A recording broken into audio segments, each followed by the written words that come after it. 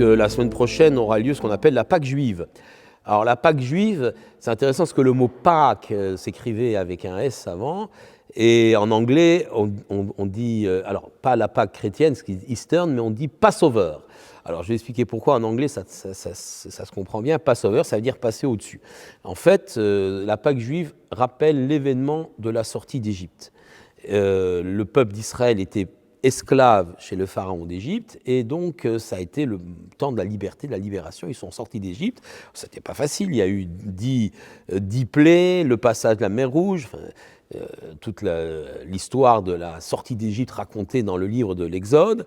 Et en fait, ce temps est le temps de la naissance du peuple juif. C'est la liberté, mais c'est la naissance du peuple juif en tant que peuple. Avant, on a des esclaves qui ont bien sûr peut-être des liens de sang, une tradition qui leur vient des patriarches, mais bon, pas vraiment une conscience nationale. À partir du moment où les Hébreux sortent d'Égypte, parler d'Hébreux, le terme juif est un peu encore anachronique, c'est un terme qui viendra plus tard dans l'histoire, mais c'est le même peuple. Donc les Hébreux ou les fils d'Israël, c'est la même chose, donc sortent d'Égypte, eh bien le peuple juif se crée, c'est la naissance du peuple juif. Alors ce qui est intéressant, je parlais de passer par-dessus, parce que la 10e des 10 plaies d'Égypte, le sang, les grenouilles, etc., c'est la mort des premiers d'Égypte. Une plaie bien cruelle pour les Égyptiens, mais bon, c'est l'histoire. Et le peuple, les premiers-nés hébreux sont épargnés parce que la mort saute au-dessus des maisons juives pour aller frapper les maisons d'Égypte. C'est l'idée de passer par-dessus. Je disais naissance du peuple juif, c'est important. Le rite tourne autour de la soirée pascale qu'on appelle la soirée du Seder, l'ordre en hébreu, Seder ordre, dans laquelle on va consommer du pain azim, parce que les Hébreux n'ont pas eu le temps de faire lever la pâte, qu'on appelle la matzah, donc en souvenir de cette sortie, finalement après 210 ans de présence en Égypte et 100 ans d'esclavage, les Juifs sortent brutalement, les Hébreux, sortent brutalement, et ils emportent ce pain tout plat, le pain azim, et c'est un des symboles de la fête de Pessah.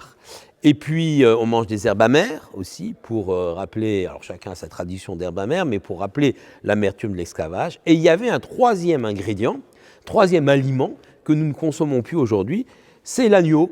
L'agneau qu'on abattait, qu'on faisait griller et qu'on consommait le soir du Seder, le soir de la Pâque juive. Alors pourquoi cet agneau ?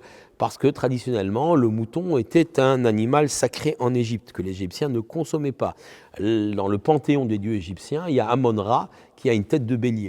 Et donc les Hébreux, c'était le premier geste d'émancipation, ont tué le dieu égyptien et l'ont consommé. Au vu et au su des Égyptiens, c'était un signe de liberté. Et donc, le point d'orgue, bien sûr, de cette soirée, était de consommer cet agneau grillé, chacun un petit morceau d'agneau grillé.